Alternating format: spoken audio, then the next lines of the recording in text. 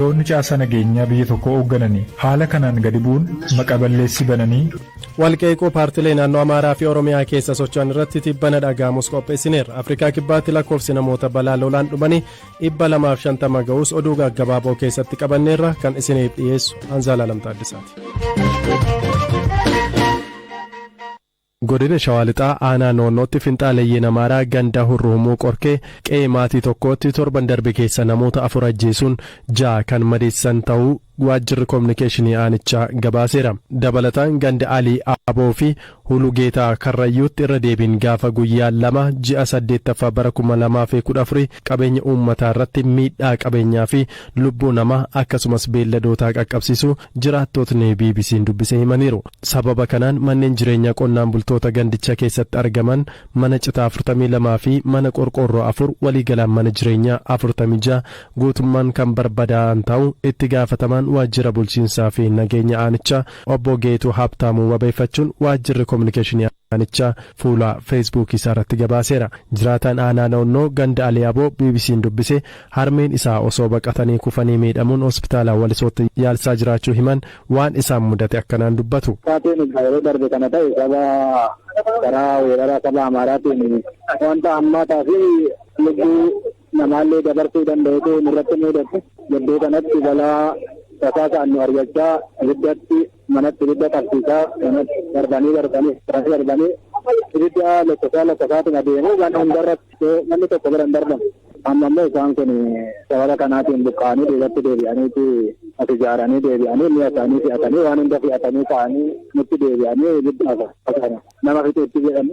Dalitti balaa hammaataa waan namni fuuldura dhaabbachuu hin dandeenye harka duwwaa jirraa kaleessa sarkum duwwaa jirraa amma sarkum duwwaa jirraa waan namni dhaabbachuu hin dandeenye nutti dhufanii mana kan koos kan abbaa kootis ibidda itti naqanii kan koo duwwaa otoo hin taane wanti bade bal'aadha irra deemnee irratti deemnee waliin ga'uus hin dandeenye ijaane qabeenya bal'aa waan kan koo boqqolloo kuntaala 37 saafii ala fedhaa amma kummulu mana koofaana uffata koofanti hin qabntu namni lubbuun wabichaadhaan baqannee deemnee gara firaatti deemnee nama kadhannee liqeeffannee maatii koo akimii geessee Walisoo hospitaala ciisaa jiru ammumallee sababa kanaatiif Walisoo hospitaala Walisoo hin jira Qiddus Luqaas.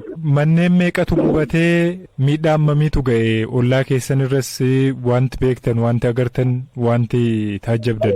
Miidhaan egaa kan horiin jalaa dhufe jira manni yoo xiqqaate akka ganda keenyatti naannoo mana dhibbaan ta'a. Kan gubate. Kan nama gaddisiisu immoo ollaa umakiyyaa ganda Hulugeetaa Karrayyuu lubbuun maanguddoo tokko kan keessa faana darbee immoo bulchaa ganda Hulugeetaa Karrayyuu gadaangaa walirra jirra ollaadhuma manni keenya waan inni qabu namoonni tokko sarrafanii kan isaan uumuun horiin tokkoffata manuma sana keessa kan barbadaa'anidha.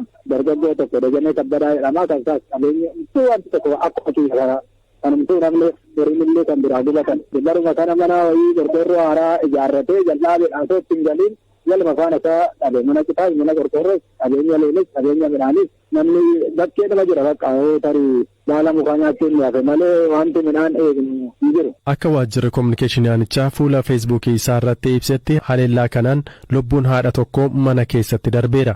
Abbaan warraa 35 ta'an da'oo malee kan hafanii fi rakkoo kana dandamachiisuuf koreen sadarkaa aanaatti hundaa'ee hojii keessa galu waajjirri kominikeeshinii aanichaa bulchaa aanichaa obbo Alamaayyoo Warquu wabeeffachuun gabaaseera.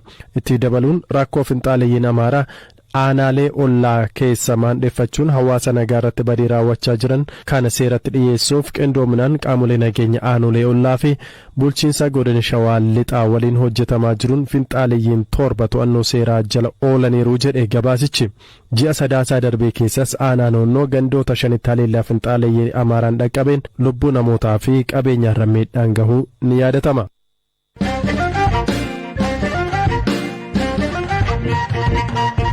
Gaazexessaan AP Amir Amaan kan dhiyeenya hidhaa ji'ootaan booda hiikame gaazexessaan tokko shororkeessummaan labsamuu dhiisus carraa dubbisuu argachuu qaba jechuun BBC'tti hime. Waraanni kaaba Itoophiyaa erga dhalatee booda bakka garaagaraatti gabaasaalee miidhassee booda ji'a sadaasaa keessa to'annoo jala oole. Amir torban tokkoon dura hidhaati kan ba'e hoggaa ta'uu gabaasni hidhaaf isaa saaxiles akkasiin ibsa. ኢንተርቪው ለማድረግ ሄደን ነበር። አፍጋፊ ጎቹፍ ገረ ሊጣ ሸዋ deemnee turre akkuma beekamu Itoophiyaa keessa iddoo garaagaraatti walitti bu'insi jira. Anis iddoo adda addaa deemuun gabaasaa ture. Tigraay deemeera. Odeessa baay'ees hojjedheera. Naannoo Amaaraa, Affaar walitti bu'insa gama hundaanuu jiru gabaasuudhaaf yaalaan ture. Egaa isaan hooggantoota baa'oo shanee dubbisteettaa jechuun kan na qaban. Kanan goone hin jedhu. Isaaf ammoo mirgan qaba. Gara fuulduraatti fedhii dhimma kanarratti hojjechuu yoon qabaadhe gara duubaatti hin jedhu. Odeeffannoo walitti qabuun mirgadha. Dhugaa jiru baruuf, dubbii gara lamaa jiru beekuuf, qorannoo ofiin taasisuuf, garee shororkeessummaan labsames ta'e hin ta'in, gaazexeessaan bilisummaan kana raawwachuu qabaachuu qaba. Hojiin koo uummataaf odeeffannoo dhiyeessuu fi walitti bu'insa jiru gama hundaan gabaasuudha. Dirqama garee tokko qofa dubbistu eegaa deeggartuu fi jedhamuun qabu. Sababiinsaas akkas taanaan ministeera muummee fi qondaalota tokko tokko hordofee gabaasan hojjedha. Kanaaf isaanis deeggareeraa jedhamuuf egaa. Kanaaf gaaffii taasiste mara ni deeggartaa jedhamnaan rakkisaadha. የሚባል ከሆነ አስቸጋሪ ነው በጣም። Amiirii fi waayilooti isaa hidhamuun isaanii otoo hin baramin gabaasa miidiyaa mootummaan hojjetameen ture ifatti to'atamuun yakka shororkeessummaan farrajamee beeksisuu jechuun shakkamuun isaanii kan himame. Amiir warreen kana raawwatan akka himatus dubbata. እነሱን የሚያክል እንደው ተቋም በዚህ ልክ ወርደው aangawoonni caasaa nageenyaa biyya tokko hooggananii haala kanaan gadi bu'uun maqaa balleessii bananii arguun nama qaanessa. Miidiyaaleenis ta'e poolisoonni federaalaa jaarmiyaalee uummataa ta'anii otoo jiranuu akkas gadi bu'anii arguun qaanessaadha. Sodaachisuu fi arrabsoon aangawoota dhaabbata sanaarraa ni eegamne tureera. Hojiin hojjetame ana caala maatii fi hiriyoota konaasise. Namoota kana raawwataniif waayillan isaanii akkatti seeratti dhiyeessuudhaaf abukaa tokko wajjiniin mari'achaa jirra. ፕሮባብሊ ወደዛም ሊድ ሊያደርገን ይችላል ግን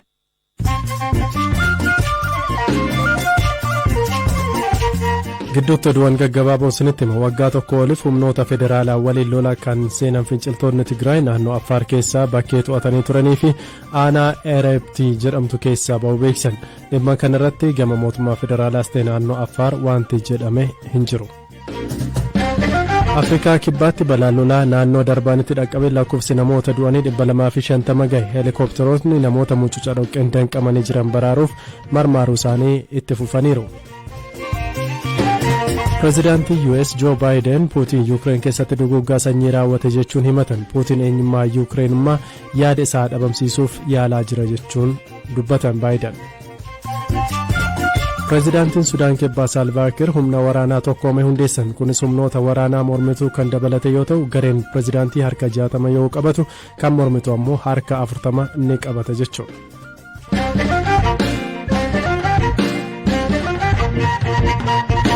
dhimma ittaanuun finxaaleeyyiin maqaa Amaaraatiin socho'an ifatti dubbii jibbinsaa fi karoora waraanaa yommuu dubbatan callisanii ilaaluun sirrii miti jechuun mootummaan naannoo Oromiyaatti bani ibsa baasee ture. Itti dabaluun koongireesiin federaalaa Oromoo rakkoo nageenyaa naannoo Oromiyaatti mul'atuuf humnootni nageenyaa naannoo Amaaraa itti gaafatamoodha jechuun ibsa baase. Kana hordofee naannoo Amaaraa keessa kan socho'u warraaqsi biyyaalessaa Amaaraa yookaan ABN morkii siyaasaa humnoota siyaasaa Oromoo garaagaraa gidduutti taasifamaa jiruun boora'uu nageenya naannoo Oromiyaatti mudateef saba Amaaraa fi humnoota siyaasaa Amaaraa komachuun sirrii miti jechuun qeeqe. Firaa'ol Balaay gabaasattaanu qindeessiteetti. Koreen hojii raawwachiiftuu KFO walgahii idileesaa dhiyeenya geggeesseen booda haala yeroo ammaa biyyaa fi uummataa jechuun ibsa ejjennoo baasee ture. Kanaanis hidhattoota naannoo Amaaraatii dhufan ittiin jedheen daangaa Oromiyaa keessa galuun weerara lafaa fi daangaa babal'ifannaa raawwachuun akkasumas namoota nagaa ajjeesaa qonnaan bultoota qeerraa buqqisaa naannoo Oromiyaa iddoo hokkoraa walirraa hin cinnetti geeddaraa jiru jedhe.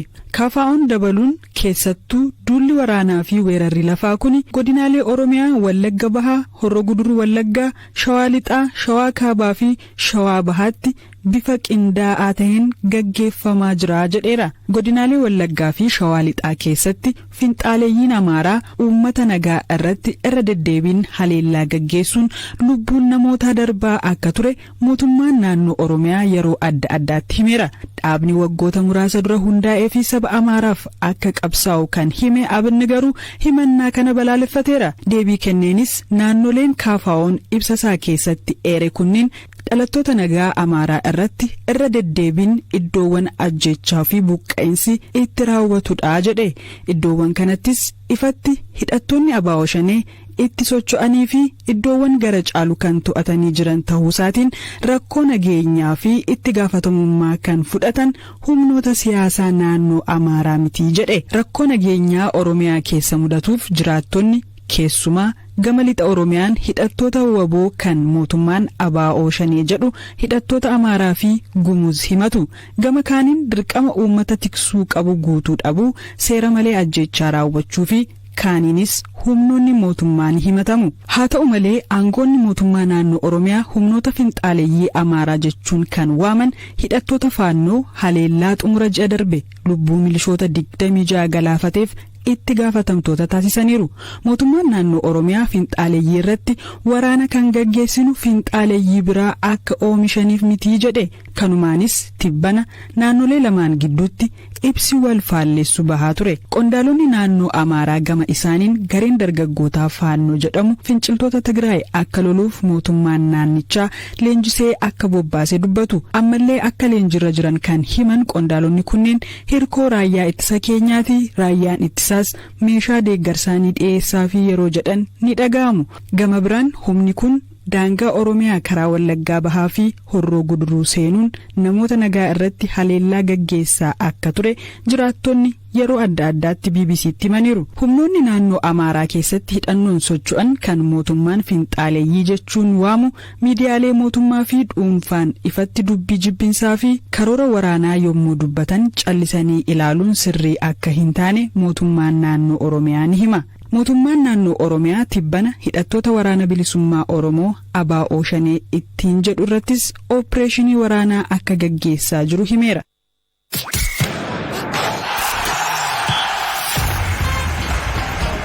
Dorgommii Champions League kaleessa diraaman guutameen Chelsea fi Real Madrid gidduutti gaggeeffameen Madrid galchii waliigalaa 5-4 injifachuun walakkaa xumuraatiif darbeen. Karim Benzemaan ammas Madridin kufaatirraa oolcheera. Ji'a lamaaf abbaa qabeenyaa malee kan jiru Chelsean ga'umsa guddaa agarsiisee Madrid mo'achuun kan milkaa'e fakkaatee ture.